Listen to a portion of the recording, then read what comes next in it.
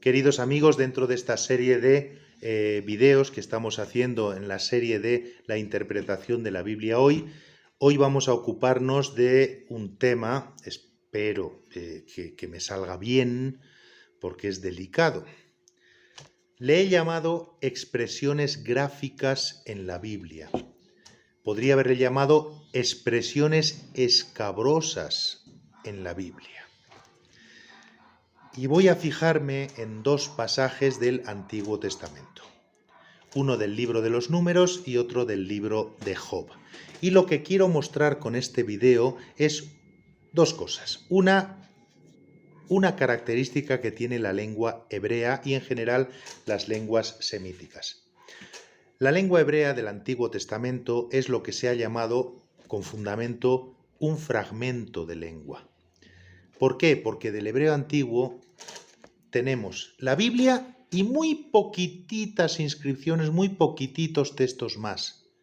Y de muchas palabras del Antiguo Testamento que llamamos, no sabemos muy bien qué significan. No lo sabemos. Nos tenemos que fijar en las traducciones antiguas, la griega sobre todo, la siríaca, la latina.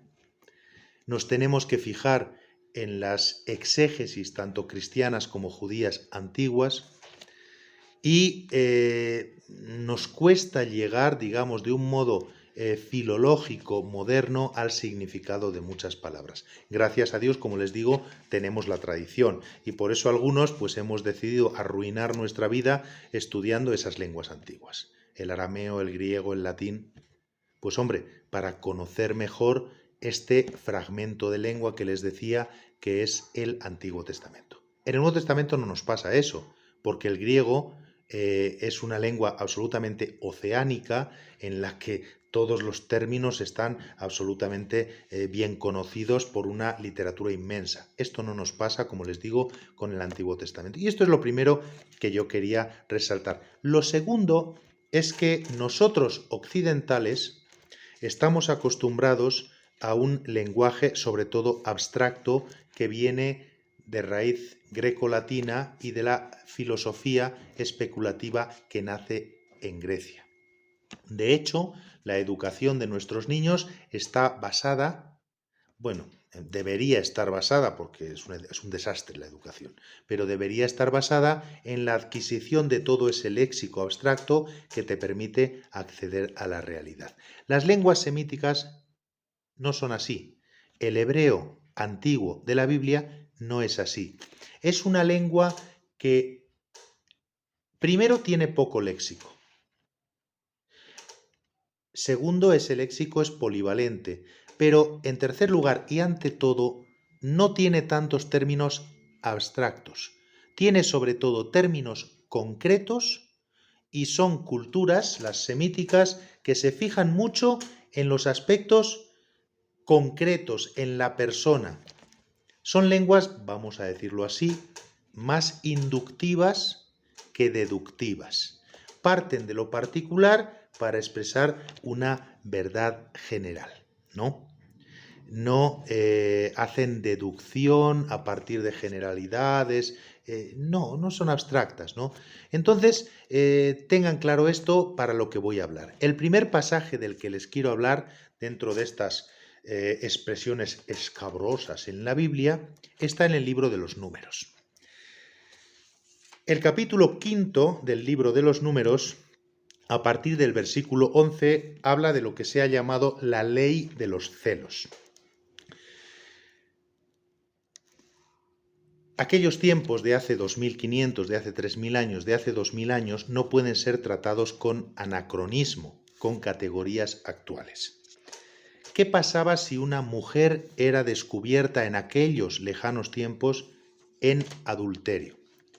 Pues que se la mataba, tenía la condena de muerte. Tenemos un caso magnífico en los evangelios, ¿no? ¿Se acuerdan de la mujer adúltera, ¿no? Y Jesús que dice, el que esté libre de pecado, que tire la primera piedra. Jesús se pone en contra de la ley para salvar a esta mujer. En la ley hebrea bastaba con dos cosas para condenar a muerte a una adúltera. Y fíjese que estamos hablando de una mujer adúltera. Para el hombre las cosas son distintas. Pero no se pongan en plan feminista radical con textos de hace 2500 años. Por favor, eso se llama anacronismo, les he dicho, ¿no? Si era pillada en flagrante adulterio, como decían los antiguos, solus et sola, nudus et nuda et in tálamo, pues a la muerte. Pero también, si había dos testigos que decían que la habían visto, con dos testigos estamos hablando de dos varones, con eso también la condena era a muerte. En ese sentido, esta ley de los celos, que a nosotros, como vamos a ver, nos parece una atrocidad porque la miramos 2500 años después, es un avance. Me explico. La idea es la siguiente. ¿Qué pasa si el marido sospecha que su mujer le ha sido infiel? Y eso en aquellos tiempos era absolutamente fundamental, no tanto porque tu mujer te haya sido fiel o no, sino por asegurar que la descendencia fuera de tu sangre. Pero no vamos a entrar en eso porque estaríamos hablando 5 horas y vamos a hablar solo 20 minutos. Entonces, ¿qué pasa cuando el marido sospecha, pero no hay testigos y no la han pillado? Pues el avance al que yo me refería antes es que no queda a la pura voluntad del marido hacer lo que le dé la gana, zurrarle, matarla. No, está regulado. Y cuando algo está regulado, está corregido el primer impulso. El primer impulso siempre es exagerado. Por ejemplo, nosotros decimos que me ha robado el bocadillo, lo voy a matar. ¿Cómo le vas a matar por un bocadillo? Pues lo mismo esto. Me ha sido infiel, yo la mato. ¿No lo han escuchado? Porque yo sí. Yo llevo 10 años en el Ecuador y 40 y tantos antes en mi antiguo país y lo escuché en los dos sitios. A mí es que si mi mujer me es infiel, la mato. Hombre, por favor. Bien, ¿por qué es un avance esta ley? Les decía, porque cuando hay esa sospecha, eso se somete a un rito. Hay un sacerdote que media entre Dios y las personas. El rito será medio bárbaro, pero es que eran gente de hace 2500 años, pero existe el rito. La idea es la siguiente. ¿Tú sospechas que tu mujer ha sido infiel? Pues hacéis este rito. Las aguas amargas de la mujer. Se toma agua que el sacerdote bendice. Toma ceniza. Lean ese capítulo 5, es maravilloso. Toma ceniza del suelo de los sacrificios y le da a beber a la mujer. Son las aguas amargas de la mujer. Hay libros recientes interesantísimos sobre este tema. ¿Qué puede ocurrir? Bueno, pues lo dicen los versículos 21, 22 y 27. Y los 3 versículos, ya les dije en algún vídeo anterior que 3 significa completo, número completo, todo completo, repiten lo que le puede pasar a la mujer si miente. Es decir, si sí ha sido infiel. Dice el versículo 21, y no son mis palabras, son de la Sagrada Escritura. Estas palabras escabrosas que voy a decir, ¿no? El sacerdote tomará juramento a la mujer diciéndole, si mientes, se supone, entonces que el Señor te entregue a la maldición entre los tuyos, haciendo, atentos, haciendo que se te aflojen los muslos y que se te hinche el vientre. Una vez. Versículo 22. Entre este agua de maldición en tus entrañas para hincharte el vientre y aflojarte los muslos. Y al final de todo este conjunto de versículos. Sabemos que son varias tradiciones que se han juntado aquí, pero eso no nos importa ahora. En el versículo 27, repite. Es la tercera vez que lo repite. No quiere que se quede sin saber. Lo dice de modo completo. Dará a beber el agua a la mujer si ésta se ha manchado, es decir, si ha sido infiel, y ha sido infiel a su marido, al entrar en ella en agua amarga de la maldición, se le hincharán el vientre y se le aflojarán los muslos. Coma, y la mujer será maldita entre los suyos. Lo primero es una ordalía, el típico juicio de Dios. Esto ha existido en muchas culturas y a nosotros nos parece raro, pero ellos se lo creían a pies juntillas. O sea, si no hay una prueba tangible, si no hay testigos varones, que sea Dios el que actúe. Todos tenemos en la mente las ordalías, los juicios de Dios de la Edad Media. Ah, ¿que dices que no has robado? No pasa nada, te vamos a atar las manos, te tiramos al río y si te liberas y sales es que eres inocente. Si te ahogas serás culpable. Esto ha pasado, esto ha pasado.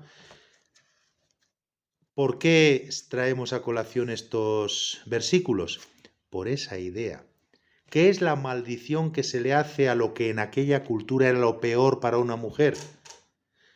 Pues que, en fin, que en vez de ser como la Shakira y las otras, ya saben que ahora estamos en tiempos de vacas gordas, señoritas de cinturita y unas enormes, empieza por N y acaba por S, y unas enormes tal, la mujer se va a convertir en lo que pasa con la edad, que es que las N, S, en España decimos C, O, se escurre, ya no es redondito, y en cambio la tripa se anchea debajo del mandil, ¿no? Lo que les decía antes, nada de abstracción, un lenguaje absolutamente concreto. ¿En qué se sustancia la maldición? En dos cosas. La primera, que la mujer será maldita entre los suyos. La segunda, en algo totalmente físico. En vez de ser una señorita tipo guitarra, vas a ser una señora tipo melón, con un tripón y con las N-S escurridas y colgantes. Esto es palabra de Dios, que debe ser interpretada. Vamos a pasar ahora a otro caso, y es en el libro de Job. ¿Dónde está mi...? Ah, está aquí. En el libro de Job. En el capítulo... ¿Dónde están mis papeles? Aquí. En el capítulo 31 del libro de Job, los versículos 9 a 10 son muy ilustrativos para esto que estoy intentando tratar. El libro de Job, que es precisamente uno de los que poco sabemos de muchos términos, tiene un estilo verdaderamente maravilloso. Tiene partes en prosa, partes en poesía, y el autor era realmente un estilista de primera, de primera. Uno lee esos versos hebreos y se queda verdaderamente maravillado. Y utiliza comparaciones para expresar lo que quiere decir, ¿no? Y como siempre en las lenguas semíticas, son comparaciones que tienen que ver con lo real, nada con lo abstracto. El hebreo no habla de, por decirlo así, de la iluminación de las personas. Habla de que una gran luz se instaló en él. Todo concreto, todo claro. Y vamos a este versículo. Uno toma sus Biblias, voy a tomar la mía, y va leyendo este versículo, ¿no? Estamos en el contexto en el que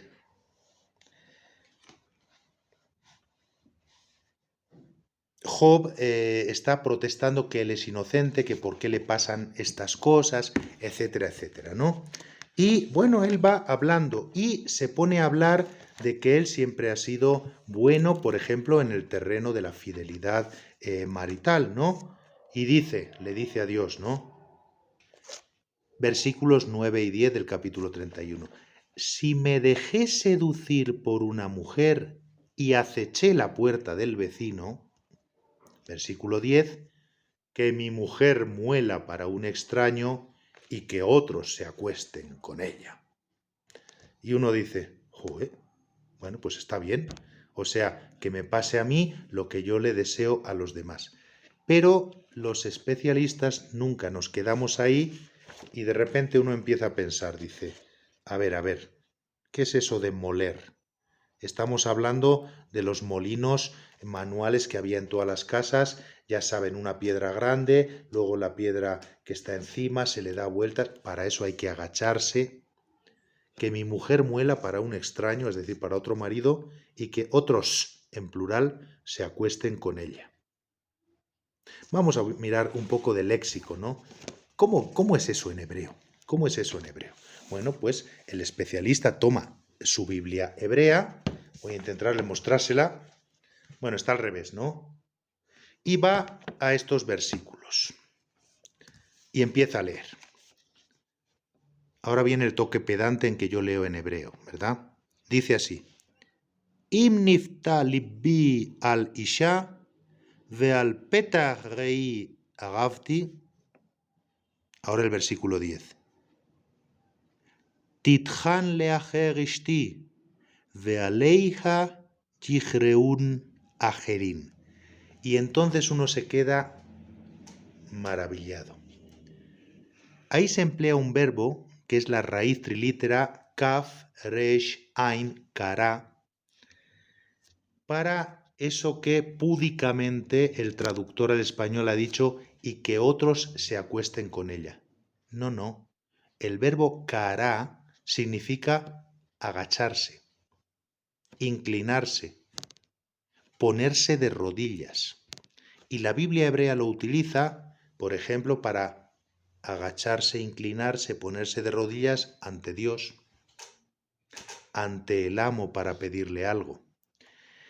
Pero si estamos diciendo que si yo soy un libidinoso, que Dios me lo pague haciendo que mi mujer muela para otro, y dice el texto, y que sobre ella se arrodillen otros. Estamos hablando de posturas sexuales. Lo puedo dejar a la imaginación de ustedes a qué posturas o postura sexual se está refiriendo el libro de Job. La maldición es terrible. Si yo me atrevo a ser infiel con otra mujer, que con mi mujer que le sirva a otro, agachándose para molerle el trigo, y que otros, en plural, se arrodillen sobre ella. Por si no me creen o piensan que yo estoy aquí inventando cosas, voy a leer la interpretación de este pasaje que sale en este libro. Es el manual último, que yo sepa, de Cambridge sobre interpretación bíblica, y en él el profesor Robert Alter, gringo de la Johnny, por tanto sabe más que nosotros, ¿verdad? Eso pensamos siempre, habla sobre este pasaje. Yo les voy a leer la interpretación que él hace para que no digan, el José ha dicho suciedades en su vídeo. No, lo dice el señor Robert Alter. Abro comillas. En su gran protesta de inocencia, Job jura: si mi corazón se dejó seducir por una mujer y aceché la puerta del vecino, que mi mujer muela para un extraño, que sobre ella se arrodillen otros. El verbo kará que yo les decía en hebreo. Sigue el profesor Alter. La segunda mitad de este verso, es decir, que sobre ella se arrodillen otros en esa postura sexual, amplifica escandalosamente la afirmación de la primera.